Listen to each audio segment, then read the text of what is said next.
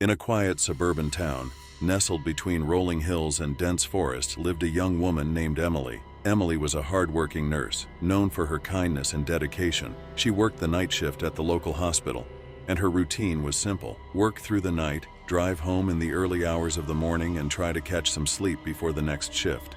One night, as Emily's shift ended and she walked towards the dimly lit hospital parking lot, a sense of unease washed over her. She couldn't shake the feeling that she was being watched. She quickened her pace, her footsteps echoing in the silence. Reaching her car, she fumbled with her keys, her hands trembling slightly. As she slid into the driver's seat and locked the doors, Emily let out a sigh of relief. She started the car and began to drive home, the radio playing softly to keep her company.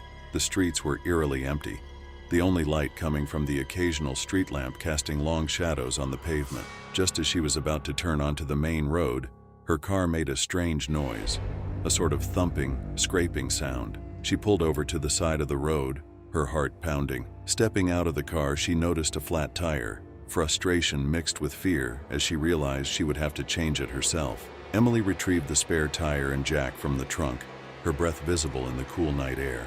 As she crouched down to loosen the lug nuts, she heard a rustling noise behind her.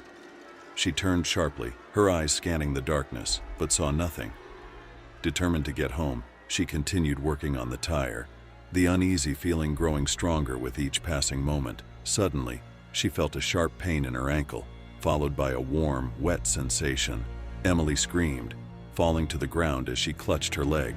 Out of the corner of her eye, she saw a shadowy figure darting away, something glinting in their hand. The realization hit her like a ton of bricks. She had been attacked by the ankle-slicing car thief. Legend had it that the ankle-slicing car thief preyed on lone drivers in isolated areas, particularly those who stopped to check their tires or were distracted by some other car trouble. The thief would hide under the car, waiting for the perfect moment to strike, slicing the victim's ankle to immobilize them before stealing their car and belongings. Emily struggled to her feet, her leg throbbing with pain. She stumbled back to her car, managing to get inside and lock the doors just as the figure emerged from the shadows once more. This time she got a clearer look at him, a gaunt, ragged man with wild eyes and a sinister smile. He banged on the windows, but Emily, driven by sheer adrenaline, managed to start the car and speed away.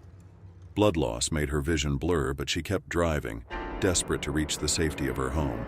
She fumbled for her phone, calling 911 with shaky hands. The dispatcher stayed on the line with her, keeping her calm as she gave her location and described what had happened. Emily made it home just as the police and an ambulance arrived. She was rushed to the hospital, her colleagues working quickly to treat her wound. The police took her statement, promising to search for the assailant. As she lay in the hospital bed surrounded by concerned faces, Emily couldn't shake the image of those wild, gleaming eyes. The story of Emily's encounter with the ankle-slicing car thief spread through the town like wildfire. People were terrified, taking extra precautions whenever they had to drive alone at night. The police increased patrols in the area, but the thief remained elusive, like a ghost haunting the darkened streets. Emily's recovery was slow, the physical and emotional scars taking time to heal. She never felt safe driving at night again, always checking her car thoroughly before getting in. Her story became a cautionary tale, a reminder to stay vigilant and trust those uneasy feelings that often signal danger. Months passed, and the attacks seemed to stop. The town began to breathe a little easier, hoping the nightmare was finally over. But legends like these have a way of lingering, of waiting for the perfect moment to resurface. One rainy night, a young man named Jake found himself driving home from a late shift at the local diner. As he turned onto the deserted highway, his car began to sputter and die. Cursing his luck, Jake pulled over, grabbing a flashlight to check under the hood. As he worked, the rain pouring down on him, he heard a faint noise, a scraping sound, almost like metal on asphalt. He dismissed it as his imagination, focusing on fixing the car, but the sound persisted, growing louder and closer. Jake straightened up, shining his flashlight around, but saw nothing. With a sense of dread creeping up his spine, he crouched down to inspect the tires, his heart racing.